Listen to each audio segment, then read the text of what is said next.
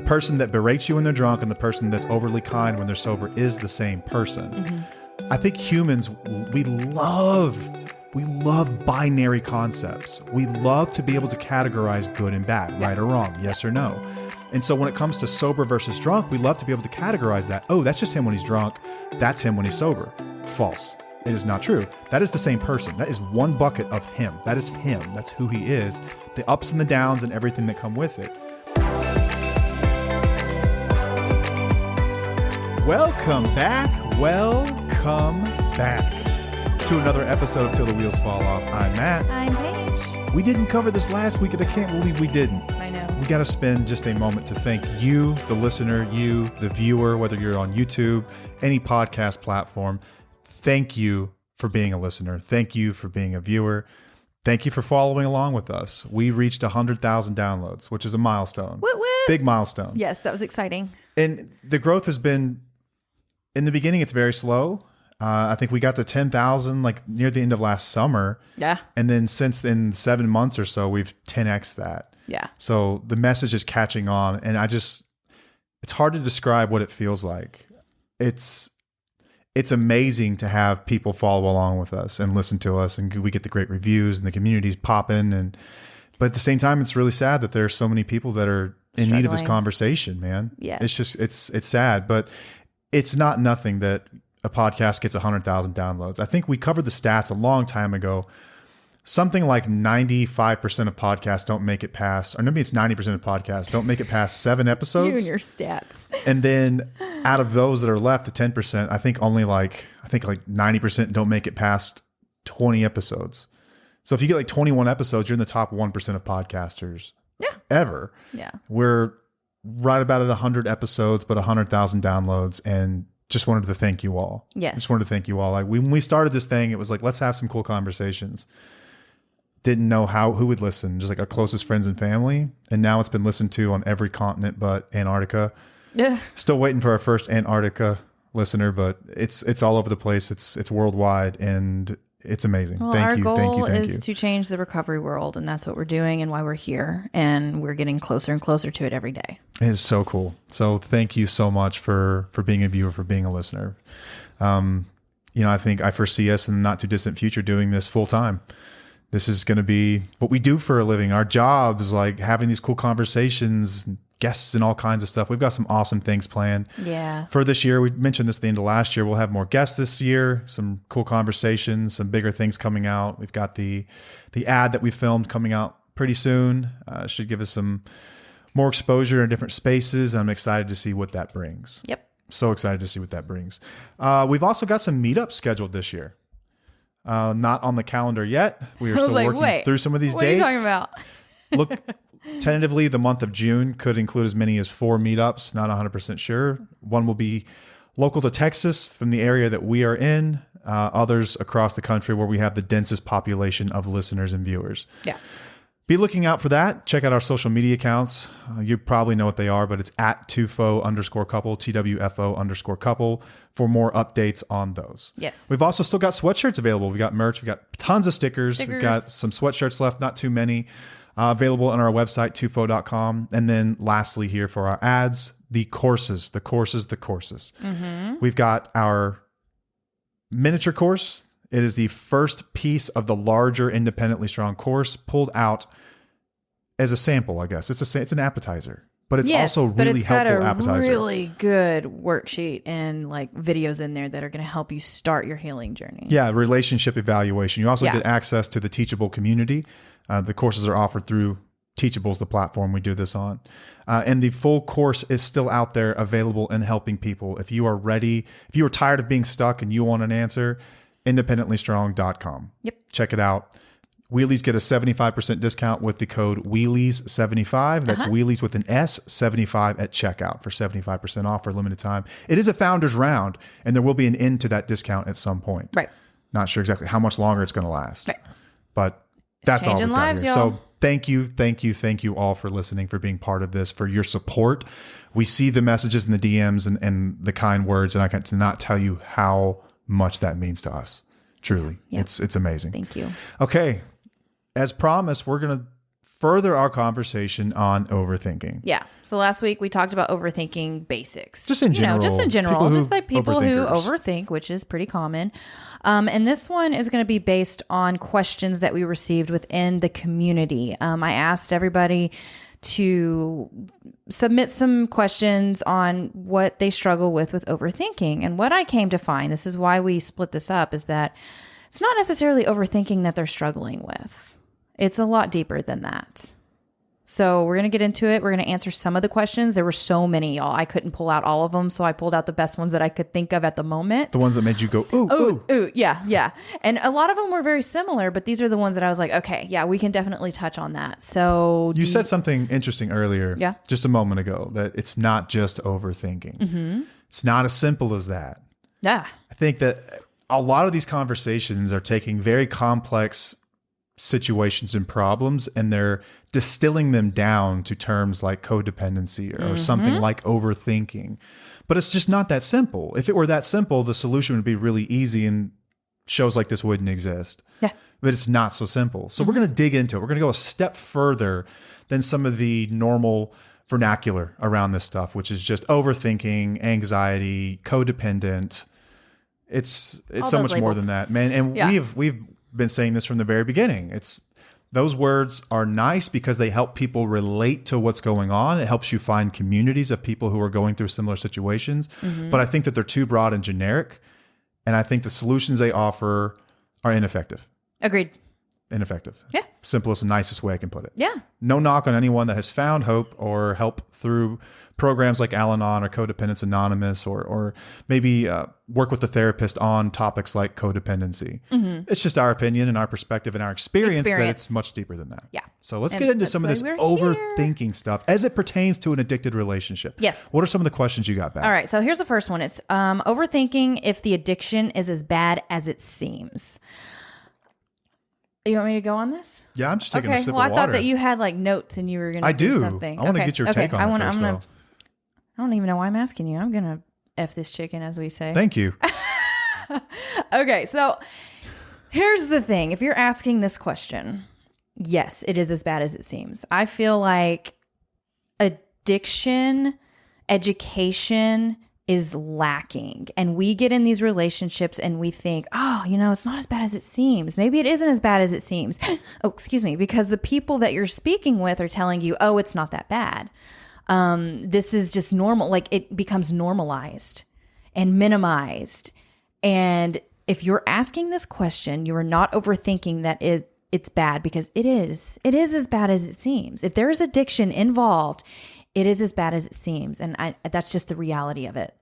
You want to know how we handled this from the other side of the coin, from the addiction standpoint? Yes, let's hear it. So anytime we're at a treatment center, I go with this good friend of mine who's in recovery, and he's got this really funny but very obvious point that he makes. If at any point you have Googled signs of alcoholism or am I an alcoholic, there's a 99.9% chance that you are. Because normal people aren't Googling these sorts of things. Right. If you conversely on the other side of that, if you're in a relationship with one of us, chances are it's absolutely as bad as it seems. Yeah. It's absolutely as bad as it seems. Like there are criteria that can be met for alcoholism. Yes. Like the DSM-5 gives 11 criteria. Okay. And it is said that I think more than 2 of those is recommended or insinuated that you probably have a substance use disorder. I don't want to go through them all, but I don't want to go through those. But from the other side of this thing, This is not about that. if you're overthinking that it's as bad as it seems, it's as bad as it seems. Yes. And here's the thing too. It's progressive. Yes, it is. So if they are not getting help at the moment, it may not seem that bad at the very beginning, but it is going to get worse. It almost always gets worse. I don't like using absolutes, but this is the truth. If there's no change or any type of recovery happening, it is going to get worse. So yes, it may not be as bad as it seems in the moment, but it will be eventually. The book, Alcoholics Anonymous book, and I'm trying to recall, I don't have it here in front of me, but I'm almost positive that it does use an absolute when it comes to the progressive nature of alcoholism and addiction. It says that it gets worse, never better over time. Okay. Never. So that's okay. I can be using these absolutes in this situation. My experience personally, in over a decade of this, I've never seen it get better. Okay. Yeah. And that's what I mean too, because I've seen it in all sorts of ways too. And if there's no help, if there's no, progress, it's just going to get worse. Yeah. So if you're having the thoughts already, and likely these thoughts came from a very sound place, right? So you identified some problematic behaviors, but I think that we're all guilty of this. We all feel like it would be different in reality. What I mean by that is, like, let's say you're an alcoholic. Like for me, I'm an alcoholic. It's so easy, and a lot of us get stuck in this trap where you can compare out and say, but I haven't lost my license yet, or I haven't lost my family yet. Mm-hmm. It's not that bad. No. It's just not that bad. Right. It's not that bad yet. It will get to that point. Yes. You've identified some of the early symptoms, which is good. It's like, you ever seen a foundation repair commercial? Like, hey, have you noticed that your doors are sticking, or that something like these weird things are happening? Well, these are signs of a larger problem that's going to get worse over time. Yeah. It's Pay important. attention. It's important to recognize these early symptoms and to say, but a lot of people are going to look at this and say, well, I just always assumed, or I've looked out and I watch movies and you see how hopeless addiction can be. And I just, It's not like the movies, y'all. it's whatever that is. It's not what I'm going through, but it is. It is. But it is. This is what it feels like. Yes. This is what it's like. For sure. This is the tip of the iceberg, though. It gets worse. Yeah. Yeah. So you're not overthinking. You're not overthinking this. So I'm going to go to the second one. How can you tell if it's overthinking or gut instinct? This is good. This question was brought up a lot, and I've had this question it's been brought up a lot even throughout this whole TUFO experience, and I haven't really touched on it too much. But your gut instinct is an immediate response. Your body is going to feel a warmth, a punch, we all know what it feels like. It's almost a trigger, you're feeling this like, and it's a sensation. If you're overthinking something, that's mental, and it's not necessarily a feeling that's overpowering. It's just a thought process that's going on over and over again in your head. Yeah. But it doesn't, you can make yourself sick though. You can make yourself have that gut feeling if you think about it over and over and over and over again. But the gut instinct, that is your initial reaction, and it's a feeling that you have. Yeah, gut instincts are powerful. Yeah. I was reading a lot about this last week, and they talk about how the subconscious mind has a way of communicating to our bodies when we recognize something that's out of place. And we often refer to these things as gut instincts, or just instincts, or intuition. Your brain has done billions and billions of calculations on this problem underneath the surface without you even realizing it. Mm-hmm. And when the moment comes that you've noticed something, it will let you know. And we, like you mentioned, we all know that feeling. Like when you've identified like, ooh, something's not right with this. Mm-hmm. It could be a red flag that you recognize. It could be anything. Let's say that you've got someone in your family and you're just not comfortable with your kids around them. You're not 100% sure why, but you know something's not right. In those moments, when it comes up, you will know. Yeah. You will know. Your body will tell you, nope, this isn't right. Right. But then what we'll do is we second guess it. Yes. And we take it a step and we try further. to rationalize. Then it turns into overthinking. Yes, exactly. Oh, that was good. Yeah. And like anxiety and gut instincts are similar, but they're different. And you mentioned it. Like a gut feeling is not an anxious type of feeling. It's an aha type of feeling. Yes. Yeah. So much different It's like from the way it feels, right? It doesn't feel scary. It feels very confident. Sometimes it can feel a little bit jarring because you're like, ooh, I just recognize something like, this is a hard thing to talk about. Like I just recognize like there's a problem here. Yeah. But the anxiety is totally different. We all know what anxiety feels like. Sometimes it's just ambient. It just hangs in the air and it just wears on us. But it can be chronic where it's happening all day, every day. That is not the same as that initial aha moment that you have from a gut instinct. Yeah. Wheelies, I've never met one that didn't have strong intuition and strong gut instincts. A lot of our listeners are mothers or women, and I believe that women have really, really good Oh, yeah.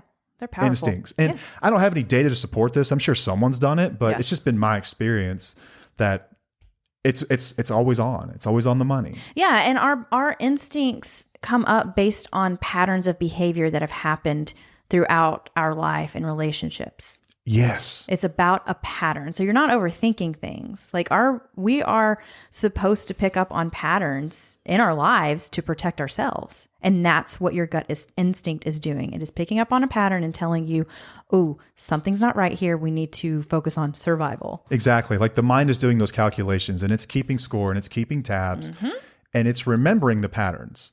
It will remind you in sometimes subtle ways. It's not always like top of mind, like very front of your brain. Like I'm conscious of what's happening. It starts as a little aha feeling. You're like, ooh, let's listen to that. Yeah. What was that about? Yep. I just recognized something that was weird. And it's really tough to begin to trust yourself again, which is like our course aims to accomplish. Like the journey of empowerment is so powerful because it's about getting to like, who am I again? Like trusting myself again, being able to trust when I have a thought that it's backed from a place of reason and factual information, calculations that are done by my brain, not by what some lunatic is telling me is right or wrong. Yeah, that's what I was going to say. That's the reason you feel like you can't trust your gut instinct is because you're with somebody who's telling you you're wrong all the time. And that will make anybody question themselves. Yeah, pattern recognition is huge. And the relationship evaluation in the beginning, that first part of the course that we've released, the mini course, is a pattern recognition exercise. Yes, it is. That is the point of it. Yep. Let's recognize some patterns. Let's go through and let's see it. This happens subconsciously most of the time, but to actually do the work and put it into practice, pen to paper. Put it on paper. Let's write it out. It's undeniable at this point. Yep. Like you're looking at the patterns. Right. Patterns are huge. Patterns tell a story. You got to pay attention to them. Yes, you do. All right. So the next question is being a single parent easier than feeling like one in a marriage? That's a great question. Yeah. And this is, somebody asked this question because they feel like they were overthinking it. And from experience, obviously I haven't been a single parent. You felt like one. But though. I have felt like one. And it was more difficult to parent when Matt was around and not like engaged. Like if you were sitting on the couch or just not even paying attention or whatever, and I'm over here doing stuff. That was probably more difficult than me being a single parent while he was away at treatment. Like it was easier when you were gone. It was easier. I had a weight lifted off of my shoulders. I did have help. Obviously, I was with my mom and stuff, but it was still easier that you weren't around with that added layer of drama. Yeah, that's a great way to put it. So like you mentioned, we obviously have never been single parents, either one of us, like truly a single parent. Right. We split up from one another with like visitation rights and all that stuff. So I took to the internet and I explored message boards, different forums. I read several articles, probably a dozen in total from people that have done this though, that have left a bad situation for one reason or another. It wasn't always addiction. It could have been physical abuse. It could have been just relationship issues. Yeah. Like, how do they refer to that in divorces? I'm done. Yeah. Differences. You sound like me. Irreconcilable differences. They tell their stories, and I read through, and every single one said that it is easier to be a single parent than it was to feel like one. Yeah. Because the outcome is the same. You still have the same workload. You still have the same amount of stress. For many of them, they still had the same financial problems. Many of them, not all of them. But all those problems were still there. So ceteris paribus, all things equal, that stuff is going to be there. So net, it was easier to deal with someone who wasn't around causing more grief, resentment, and anxiety from not doing their job or yelling at you or screaming at you and causing fights while you were trying to get all this stuff done than it was just doing it on your own. Yeah. And also a lot of people say that they're like parenting their spouse anyway. So you're just going to lose a kid. On more than one occasion, you have called me your third child. Yes. I think women in general do that. Yeah. But so obviously not from a place of experience, but from relaying the experiences of others. Yes. Many do report that it is much easier, although painful in different ways, much easier on a day-to-day basis, not dealing with that. Right. The person who is gaslighting you or like another thing you really have to worry about and that affects the immediate safety of your children and you, all those things disappear. Yeah. And like you said, the resentment, because you have a lot of resentment towards the other person. Man, resentment can eat you alive. That will eat you up and it will go into your children and it sucks. It sucks. I know that feeling. Yeah. So you can remove those pieces of it. Yeah. And it becomes easier on like net easier. Right. Okay. The next one is, do I have the ability to leave due to financial reasons? So this person is overthinking that, which I think that this is probably very common across the board. But I know there are solutions to that. You know, we've met a lot of people who have had to leave even when they were not financially able or capable of doing so. But there were solutions to it. There are solutions. This is a really, really tough one. And this is a practical reason that a lot of people stay in relationships. Yeah. I don't want to get too far off in the weeds here, but a lot of these relationships stay together for this reason. Where it is, I practically cannot pick up my stuff and my kids and leave because I haven't worked in however many years. I don't have a degree or work experience. I'm not going to be able to get a job to support myself and my children. And so the alternative is I will just stay and try to find a way to make this work. But that thought never leaves you. I think once you come to that place, it never quite leaves you. So you start to think of, okay, so how can I figure this out? In our community, if you're not already in their TUFO community, there are many people that have figured a way out of this. It starts small though. Yes. Very small. Yes. This is where that like one day at a time really can apply, because you want all the answers to be able to fix it. But sometimes you just have to take that first step and get help and support. And there are people in there who can help you with that to figure out what you need to do to get there. Think of it from a more common life experience. Let's say that you have a job that you absolutely hate, but it pays you well. A lot of Americans and people around the world find themselves in this world too, myself included. Did you see my face? Yeah. Where you're working a job and you've sort of got like these golden handcuffs where it pays well, you like the lifestyle that comes with it, but you're absolutely miserable. And it's like, well, how much is it worth it? And you can find a million ways to make yourself comfortable in it and happy in it over time. But I find that they all have an expiration date, and it will ultimately always go back to that place. So it's like for us, it's come to this place. It's like, could we live on much less and be happier? Yes. Is that worth it? It is now. At one point I could say it wasn't. At one point I was more than willing to accept the bad for the perceived good, which was income. It was a certain number and it's like, okay, so we're happy here. But it I catches can deal up with to anything. you. It catches up. I think that I always thought there'd be a number I think we all feel this way. We always thought there'd be a number. It's like, if I could just make that number, I'll be happy. False. But no one's going to believe it until you do it yourself. Yeah. Like when we're kids, think about when you're graduating high school. It's like, if I could find a job that paid me $50K a year, dude, I'd be set. But then you become an adult and realize how expensive adulting is. And it's like, that's not a lot. Yeah. So then what do? You just increase the number. And each time you hit those numbers, you find yourself equally miserable, if not more miserable. There are ways out. You can do practical things like you can get side hustles. You can go back to school. You can set aside a savings account. You can, reach out to friends and family for help. Like there are options. There are things you can do, but this is not a problem that is solved today or tomorrow or the next day or the next day. Yeah. You can find yourself in these types of situations for many, many years, actually, until you're able to finally get out. It's time plus pain equals change, right? Kind of, we talk about that a lot.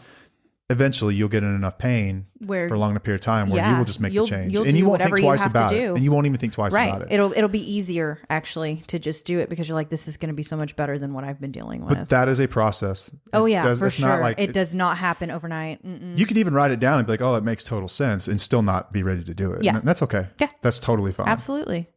All right. The next one is this one. This one pisses you off. This one gets under my skin. Did I sign up for this? There were red flags. No, you did not sign up for this. You did not sign up for this. Everybody's going to find red flags. Okay. But like I said, there's not enough education on addiction and alcoholism and stuff where we don't realize the impact it's going to have on us in the future. You did not sign up for this. You didn't pick a partner like this. Like none of us would have signed up for this. I would not have signed up for this life. And I had so many red flags. If you take the course, we talk about all of the red flags that I saw. But I did not. I was a walking red flag. Oh my God. He was a walking red flag. Seriously, there were so many. I mean, sometimes I do beat myself up because I'm like, oh my God, why did I not see it? But oh my gosh, Matt was so good at what he did. And it's true. Like addicts are really, really good at that charm, at that keeping you in. Like it will make you feel crazy. But no, you did not sign up for this. Don't ever think once that like twice that you signed up for this. Don't think that. Yeah. When we're dating, when we get into relationships, we put our best foot forward. Like we try to show people the best parts of ourselves. We're not going like, it's not So true. It's not like there are companies that, especially like car companies, like we are going to treat you right. We're going to give you a Carfax. We're going to show you where this car has been, all the issues with it up front. We'll sell you a warranty on it. Like they want to be like fully disclose everything. In dating, we don't play that game really. We don't show up in the first month and tell you everything that's wrong with us under the hood. Like we don't tell you about the squeaky wheel that comes up only when it's wet outside. Yeah. We don't tell you about like the cup holder that broke and we've just glued it back together. Like we're not disclosing these sorts of things. And like you mentioned, there's not enough education around the progressive nature of addiction and what these relationships can look like at some point. Yeah. So does anyone sign up for it? Arguably, I never signed up to be an addict either. Right. So it's not fair to say anyone signed up for this. Yeah. Because I didn't sign up for it and you didn't sign up for it. But it happened. Here we are.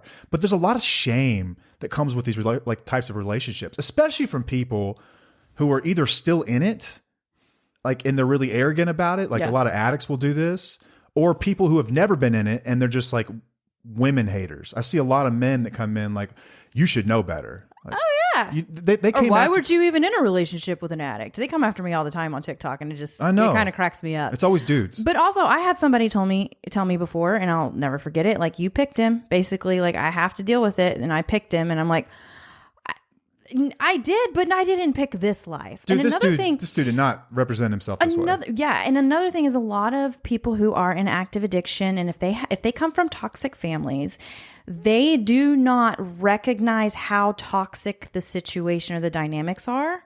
So you're not going to get into this relationship and them say, "Oh yeah, my family's just like so toxic and all of this, and this runs in my family, blah blah blah." You just don't talk about that stuff, and you don't think of it as being a red flag. You're like, "Oh well, maybe they do talk about it," and then you think, "Oh well, then maybe I can help him, or maybe I can be a good influence on him or something like that." And that's just not how it works. Yeah, like we talked about the Michelangelo phenomenon. Remember that? Yeah. Where over time we sort of mold our partners to be the ideal partner that we've always wanted. And that happens bilaterally. Both people do this over time to where you become each other's ideal partners. You sort of mold each other over time. Yeah. That happens in relationships all the time. And it's very common. Talk to a couple that's been together for 60 years. Ask them what they're like today versus what they were like when they got together. Very, very, very different people. Yeah. We become softer over time, more willing to bend. Our ego is not as strong. We understand what's important, what's not. I think that so many people can beat themselves up for not recognizing those red flags. And when it comes to overthinking, you can sit there and oh my gosh, second guess yourself to death. I should have seen this. I should have seen this. Not necessarily.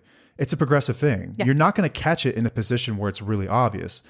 What if you met your partner? Let's say that, okay, your partner is really bad right now. Let's say they've been to treatment 3 or 4 times. If you met them right now today in that state, I think you would be able to identify that. You would know. But early on, especially when we start dating in our 20s and whatnot, it hasn't gotten that bad yet. Stuff generally presents itself a little bit later.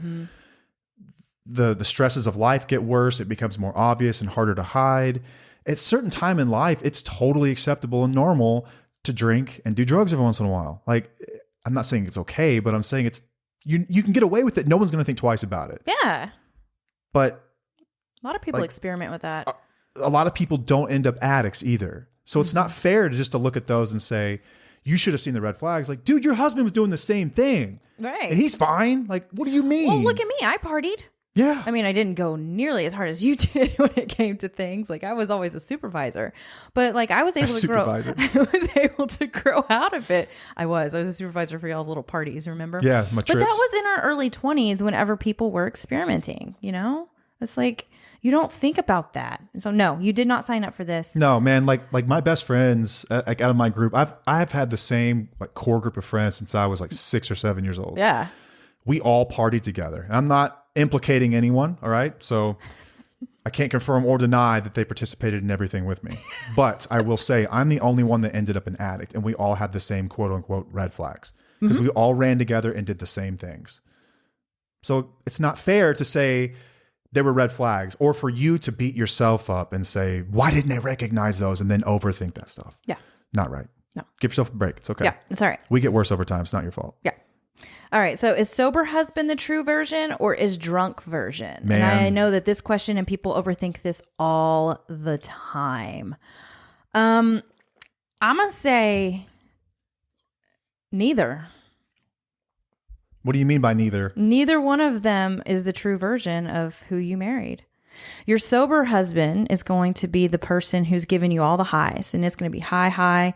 It's going to be like special love bombing, all the good stuff, everything that you hold on. It's the potential.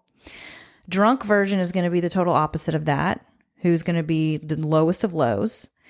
If they were truly sober or like working on personal development and doing what they're supposed to be doing, they would be in between that. So you're not getting their true colors during sober period or drunk period. Yeah. Does that make sense? Like, Perfect sense. Like, do you agree with that? I do. We didn't discuss this question very much, so I didn't. No, I absolutely agree with this. This is a question that you're right. You get a lot. A lot of people say we're agreeable. So I'm just asking, is there something that this is, I hope we're agreeable to some point, you know? We have a show about this and a relationship that works, so I think that we have to be agreeable to some point. But no, I agree with you here.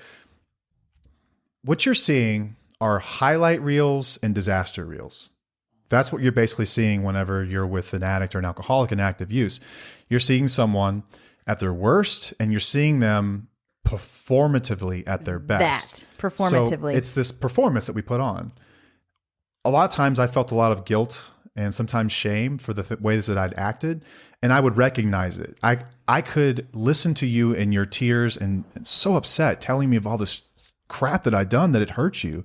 And I feel that, man. I feel horrible. So I need to make up for that.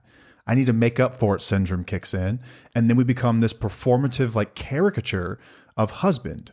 Oh, yeah. Like, oh, I'm going to read to the baby. I'll do bath time tonight. I'll make sure she goes to sleep. I'm going to feed her. Yes. I'll stay up all night so you can sleep. Yes, all of these things happened. And that's why you start questioning a lot of things because of those highs. And you're like, oh, wow, maybe it isn't that bad. But it's performative, like you said. It's performative in a lot of ways. We want to be better. A lot of us want to be better. A lot of us know deep down that we're screwed. And we've got to be better. Sometimes I think we can take this like fake it till you make it sort of idea.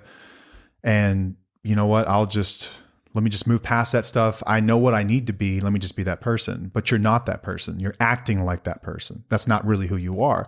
So when people say, I can't tell if what he says when he's drunk, if he actually means these things. Do the people actually mean the things they say when they're drunk? Whenever he's really sweet, is this the real him or is this just fake? You don't know what to think. You're looking at who they are. This is who they are. Yes. So when you say neither, I agree with that. Like the real authentic version of themselves. Yeah, it's both. That's the same person. Let's just get that out of the way. That's the same person. The person that berates you when they're drunk and the person that's overly kind when they're sober is the same person. I think humans, we love binary concepts. We love to be able to categorize good and bad, right or wrong, yes or no. And so when it comes to sober versus drunk, we love to be able to categorize that. Oh, that's just him when he's drunk. That's him when he's sober. False. It is not true. That is the same person. That is one bucket of him. That is him. That's who he is. The ups and the downs and everything that come with it.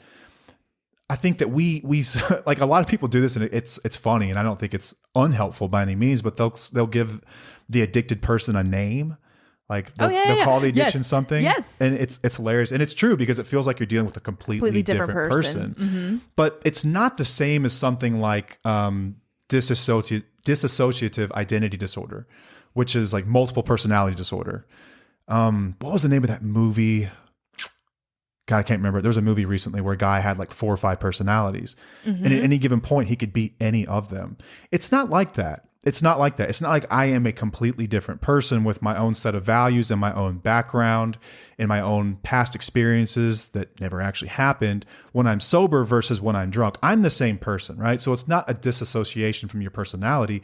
That is your personality. The worst parts of it are often brought out when you're drunk and when you're using. You get to see those. They're on display for all to see. a lot of them aren't even intentional. It's just stuff that sort of happens. Yeah. And when we're sober, we're oftentimes trying to make up for those things, or at times you can just be like a shadow of your authentic self. But the real person has yet to be seen. This Yes. person will Yes. come out at some point later.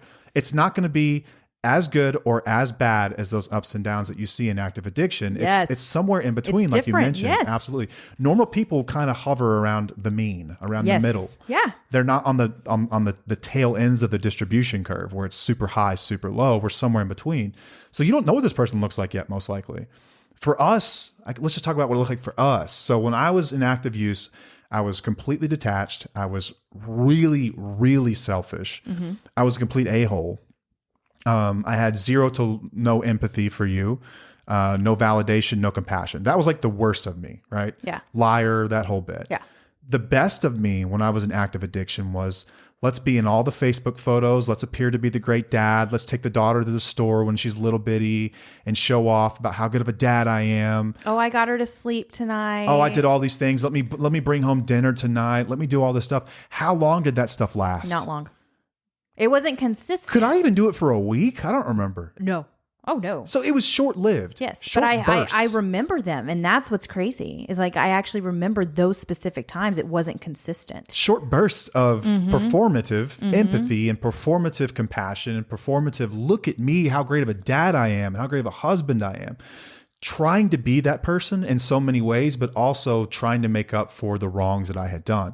That's not authenticity. That's No. not the real me. The real me is much more balanced now. In between, yes. I have a lot less of the really bad stuff, and I have more of the good stuff. Yes. So I would say on the whole, it's much more like the person that was performing, but not nearly as exaggerated. Right. You know, and I have far fewer like high highs. Like how often do I like just randomly go get flowers and bring them home?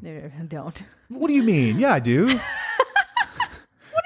mean? It's just less often. Oh yeah, yeah.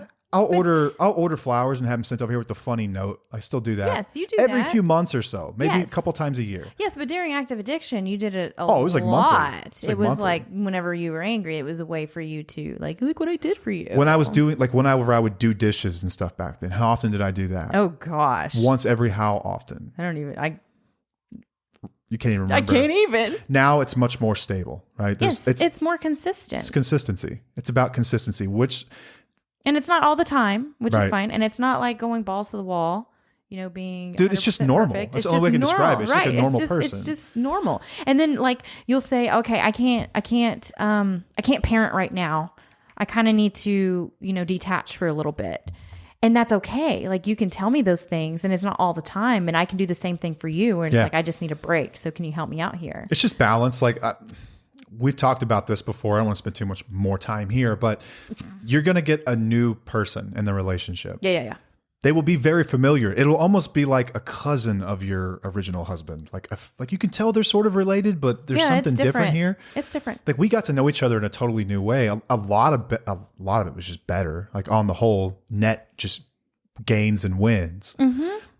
But a lot of the other stuff that came with it, I had to come to terms with the fact that I'm actually a really emotional person. I wasn't as stoic as I'd like to think. I'm hyper emotional a lot of the time. I get really I have to try and not cry at commercials and movies all the time, man. Like daily, I feel this. That's stuff that I just hid forever. Like so weird there's a lot of stuff like that for you. that you get now, and it's like, well, I guess that's part of it too. Yeah. So there are some parts. I guess I don't know. Depending on who you are. Some may perceive that as negative. I don't, but some may be like, oh, I'm not interested in a guy that cries. Well, we have emotions too. You'll get some of that comes with it. I think it's sweet. You're going to get a totally new person, person, which should be an exciting thing. You don't want back the old person. No, you don't. And we've talked about that before too. So. Yeah. And everything else is like a highlight reel. You don't want that necessarily either. Right. That's not sustainable. No. No. I do not. know some dads and husbands that make us all look bad. Like it's just some dude, these guys are just rock stars. Like I don't know how they keep it up like that though, man. Like how does anyone, right? Like how do the rock star moms do it? You know what I'm talking about? Yeah. I think some people are just wired that way, but Maybe. Or we don't see everything. in my experience, that's a honey. very, very, very small slice of the pie. Yeah. That are able to maintain that level of energy and consistency all the time. Right. They make us all feel bad. Yeah.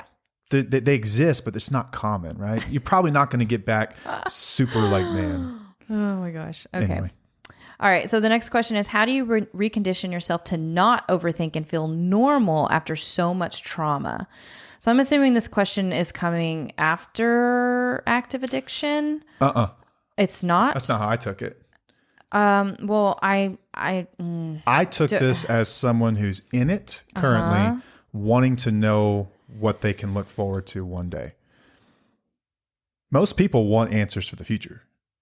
Okay, but it's really hard to not overthink and to feel normal if you're still having trauma in your relationship. If there's still active addiction going on, there's still going to be patterns of behavior that hasn't changed. And you cannot change your mindset to stop overthinking to feel normal if you're still in it. That's just the hard truth. Yeah. This should be a daily reminder for us. Let's get it over with here real quick. Sobriety does not fix everything. Sobriety does not fix much of anything by itself. Sobriety only sets the stage for growth in the future. Yes. That's all it does. And that growth takes place over the course of years. It does not happen right away. And I can only imagine what it feels like to be in like your shoes and think to yourself, like, am I ever going to not be able to feel this way again? Yes, but only if there's sobriety. So like you said, if someone's still in it, all bets are off. Absolutely not. It's going to continue. You'll have good moments, bad moments, but more bad than good. Yeah, and if this is if this question is happening, if like your partner is in recovery or whatnot, or maybe you're out of the relationship and you feel like you still overthink, it's going to take time, healing. You know, you've got to do a lot of self-work to help yourself feel normal again. Like I still have things that pop up. I don't think no one is ever fully healed. Like this is where your brain, like this stuff imprints on you, like you've said before. So how did you recondition yourself to not do it? For me, we did that episode on how I found myself again, and there's a lot of good information in there. Yeah. So, you know, going to therapy and mindfulness, meditation was huge for me. Doing like looking at my cognitive distortions, my self-awareness, spirituality, that kind of stuff. Yeah.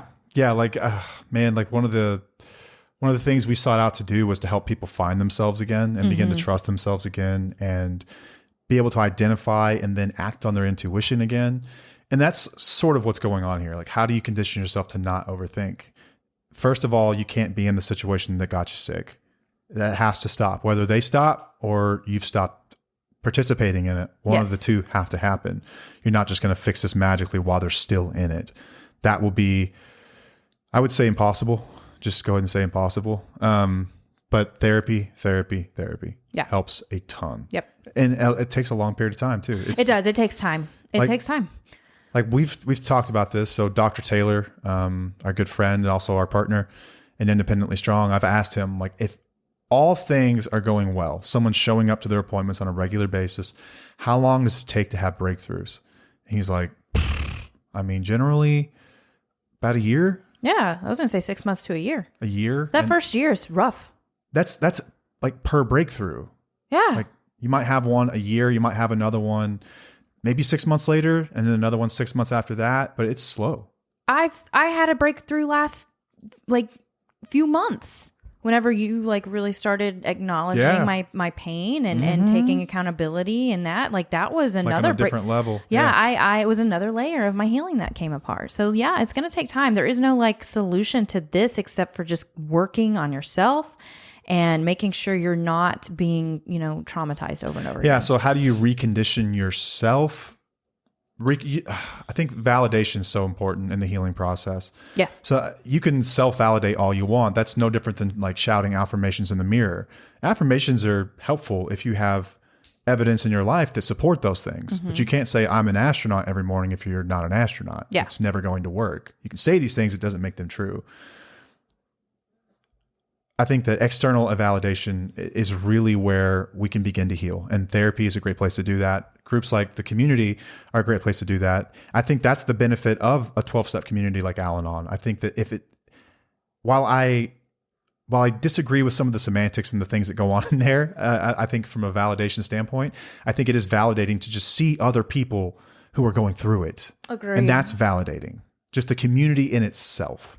Yeah. Yeah. And you used to say, you don't need validation. You just need to do what you I was feel. in that circle for a long time. You were in that circle for a long time until you realized, no, man, I'm going to become my best once I feel somewhat validated by who I am. I can do a lot of good work on my own, but to really, really get there and feel it, it came from other people. Yeah.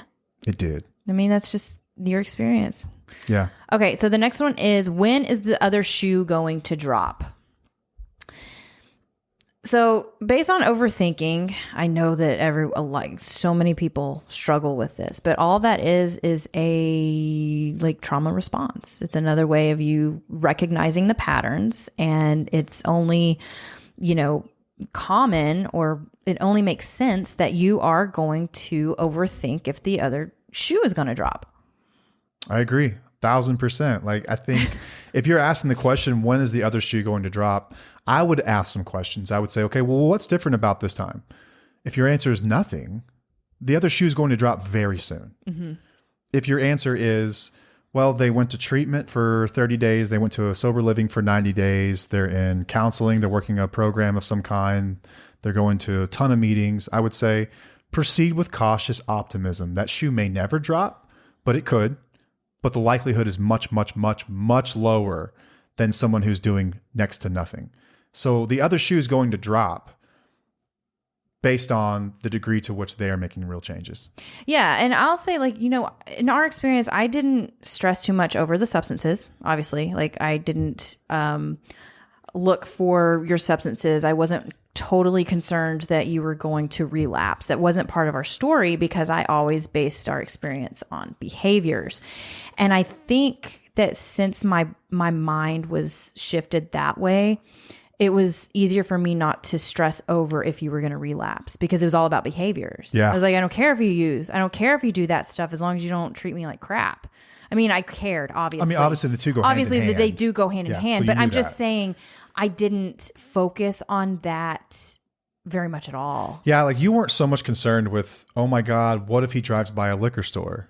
Yeah. It's going to happen. Or, oh my God, he's going out with friends from work and they're going to a big dinner and there's going to be alcohol there.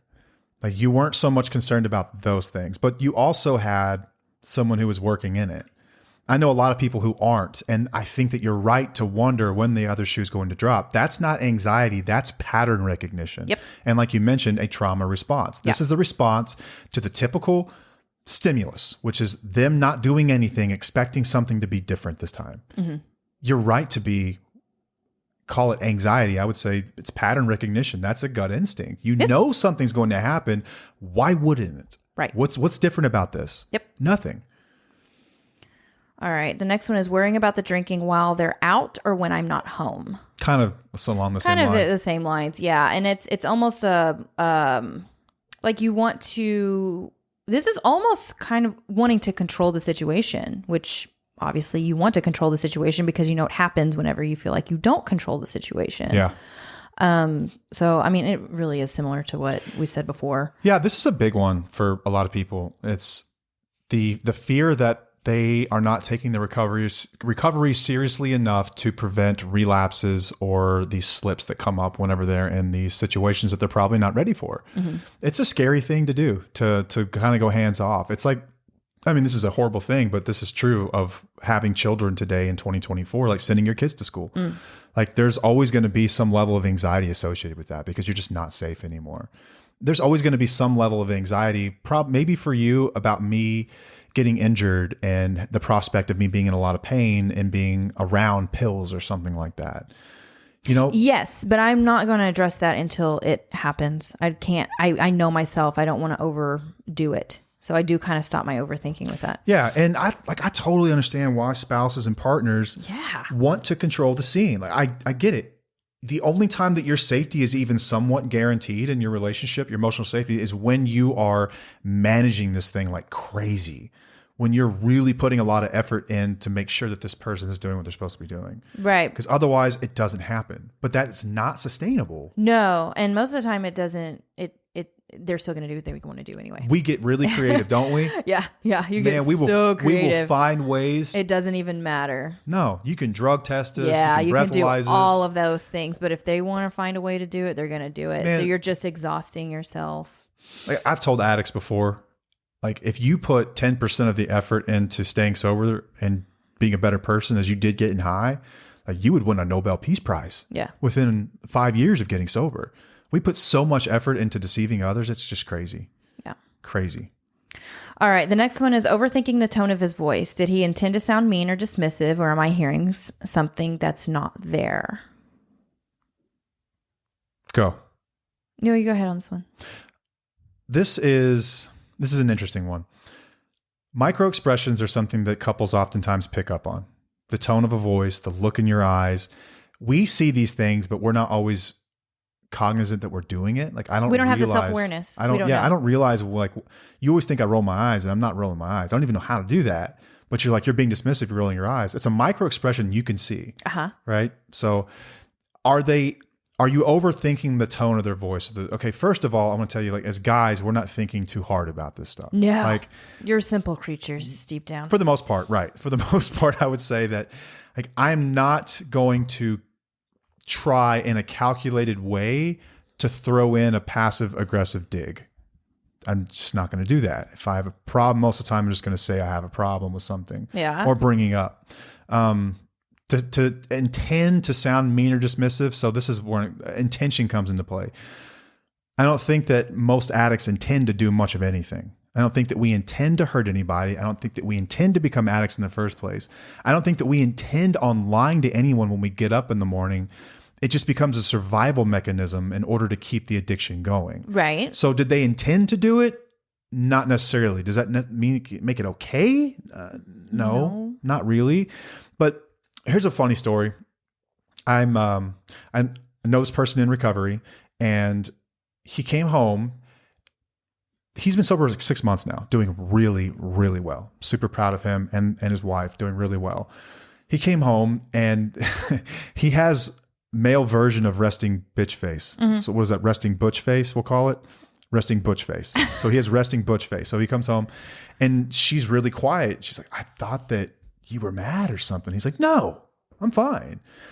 But he understands why this is happening. And like, he did a really awesome job about talking through it, because she sees that micro expression, the dismissiveness, the look on his face, attributes it to his past behaviors of being angry, mean, dismissive, invalidating, all those things.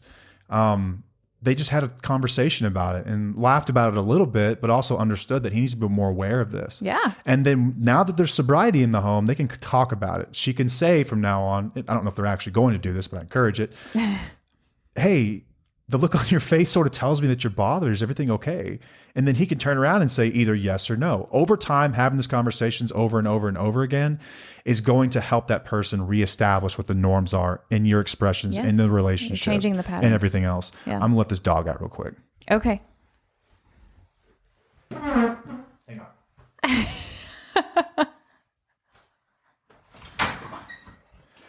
Come on, baby girl. Okay. Go get your sister. Perfect time. Yeah, that was good. All right. Well, I'm going to go on to this next one. Is it better to stay because leaving will make the addiction worse? Is it better to stay because leaving will make the addiction worse? Man, that's $1 million question. Yeah, because we don't really know. You know, it can go both ways. It can go many ways. Like sometimes leaving saves a life. Sometimes it makes it worse for a time frame. Like we've heard people where addiction was ramped up for like 6 months until they hit their rock bottom after they left. And then they realized, oh, wow, I really need to do something about it. And full disclosure, some people, they do get worse than ever, and some lose their lives. Yes. Like that's the reality of it. But as hard as it is to say this, like it's not your responsibility to make sure their addiction it's not yours. It's not yours to hold. It's not yours to carry. Yeah, I've got personal experience with this. I have people that I love in addiction that have tried to hurt themselves. I have worked with people and known them intimately, personally, that have killed themselves. So I've seen it. I've seen how this unfolds. I've also seen people who had someone leave and they got sober and they're happy today. So I've seen all three. I've seen people get worse. I've seen people get better. I've seen people end their life. Here's what I know about addiction is that it is progressive in nature, and that unless there is a significant intervention of some kind, and I don't mean like intervention, like let's all sit down and tell them how much we love them. I mean, on the part of the addicted person to make significant changes, it will get worse over time, not better. Here's what I ask people. Do you want to read about it in the paper, or do you want a front row seat? That's what it boils down to. Yeah. Do you want a front row seat to watch how this unfolds? Do you want to be part of it as it's happening? Because it's going to happen one way or another. Now, could it accelerate whenever you leave? It could. But you'll read about it in the paper. Mm-hmm. You won't be there in the experience of it all. You have little to no effect on whether or not this person actually gets sober. Actually do the work. You cannot take them to a meeting and make them read the book and make them call a sponsor and make them work the steps or do anything like that. You can't make them go to therapy. You can't sit there and make sure that they're listening and processing what the therapist is saying or put that stuff into practice. You can't do it for them. Right. So you're sort of a prisoner of what their actions might be, but I can guarantee you that they're going to do what they're going to do. Mm-hmm. This has been proven more times than I can count with my own experience and the experience of other people that I've worked with, is that we do what we do. We're going to do what we're going to do until we're done. Yes, I know this. Some people never make it out. Yeah. So is it better to stay? Not necessarily. It's not. Right. It's, do you want a front row seat or do you want to read about it in the paper? Yeah. That's what it boils down to for me anyway. Okay. The next one is this my fault? A lot of people overthink if all of this is your fault. And no, it is not your fault. I know why you feel like it could be your fault from so many different angles. The person that you're with may be blaming you and telling you it's your fault all the time. You have, different programs that kind of put it on you as well. And like, well, this is what you're doing and this is partially your fault and whatnot, but it's not your fault. It is not your fault. It is so complex. These relationships are just, it's so complicated when you're in it that it's hard to see the reality of it, but I can just tell you it's not. We've talked about this, so it's not new to me, but let's go through. At any point, did you feel like that your responses or the way you treated me or some of the things that you got mad at me about led me further down the path? Oh, yeah. Yeah. So you felt like you contributed to it? I do, because I had reactions. And everyone tells you, well, you can only focus on your reactions and, all these things. But it's like, I wouldn't have reacted this way had I not been threatened. That's interesting. From a perspective of like, what does it take to keep my side of the street clean? Like almost like, what does it make it easier for me to sleep at night? I think when we focus really hard on our responses to other people, keeping our side of the street clean, it helps us sleep at night. Like I didn't contribute to that. Yes. But from an addiction, I think that I was going to do what I was going to do. Yep. It didn't matter what my responses were. It was always going to be turned. You're damned if you do and you're damned if you don't. Your responses could certainly put me in a position where I was more angry or more disturbed and I would want to get loaded or something. But I was going to get loaded one way or another. Exactly. Yeah. Now I have you to blame. Yeah. So I think it more boils down to that. Like, do you want that on you where they can come back? Cause dude, we're good at doing this. Like, it's your fault. It's your fault that I did X, Y, Z. Mm-hmm. You didn't make it easier on me. You're making me want to drink. That makes me want to throw a chair when someone says that. Yeah. Cause they're going to do it no matter what. No matter what your reaction is, they're going to do it. Your inability to process stress and anything else is the reason you want to drink, right? Yes. If it's not from her, it's from someone else. It's You're your find boss. something. It's the IRS letter in the mailbox. It's whatever. You name it. Yep. We'll find something. Yep. We'll find something. But I wouldn't think too terribly hard unless you're just now.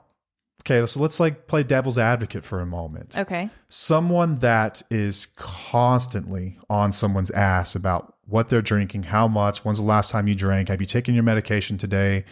Like they become like a case manager for this person, like a nurse. Okay. Constantly like nagging to the point where you're not even really like, you don't look at someone as a spouse anymore. It's more like, dude, this is like an authority figure that I can't stand. And makes things worse. Like, do you think that it's okay for people to put themselves into that authority figure, almost like I'm responsible for your sobriety type of lane. No, but I think a lot of people do it because they feel like they need to do something to protect themselves. And that's how they feel like they have a sense of control when in reality they don't. Mm-hmm. Yeah, I agree with that. It's interesting. I think we can all be better. Like, people in Al-Anon are like, well, I've got my own stuff. You do. My contention's always been, it's much less of a part than you think it is. Yes, it is. But the way you talk to people does matter. The way that you approach things does matter. When it comes to any problem you have, addiction or any other issue, it's not nice to shame people. It's not nice to belittle them or berate them or to call them names or any of the above things. It's not nice. That's not a healthy way necessarily even to process or problem solve or conflict resolution, is to, you're the reason I do this. I can't stand you. If you were only better. That doesn't help. It certainly doesn't help. But we're going to do what we're going to do. Yeah. So, yeah. I still think that no matter what you do, you're still going to do what you're going to do. I do think you give yourself a better chance at sleeping well at night, and you give them a better chance at not being, or at seeing what the real problem is when you're responding the right way. Well, I think you're able to see it with more clarity whenever you don't respond that way, because then there is no fuel to give them. Exactly. And it's protecting yourself. So let's remove the variable kind of thing, right? Yeah. But either way, even if you don't react, they're still going to do something. Yes. That's the whole purpose. But you have to let them figure that out. You have to let them figure that out. And that's why we tell you not to justify, argue, defend, or explain. It's not because you're fueling the fire. It's because I want you to see this situation for what it is and know that you're not at fault. Because if you do yell at them, they're going to do it. If you don't, they're going to do it. Yeah, here's something I've seen. I've had like guys tell me, like, my wife is the reason I drink. If you had my wife, you would drink too. Okay, so either the wife leaves or we can work with the wife and get her on the same page about how to talk with someone who's in active addiction, how to support someone who's trying to get sober. And then the wife becomes a non-issue here. The wife is doing amazing. Like, she is doing everything she's supposed to do.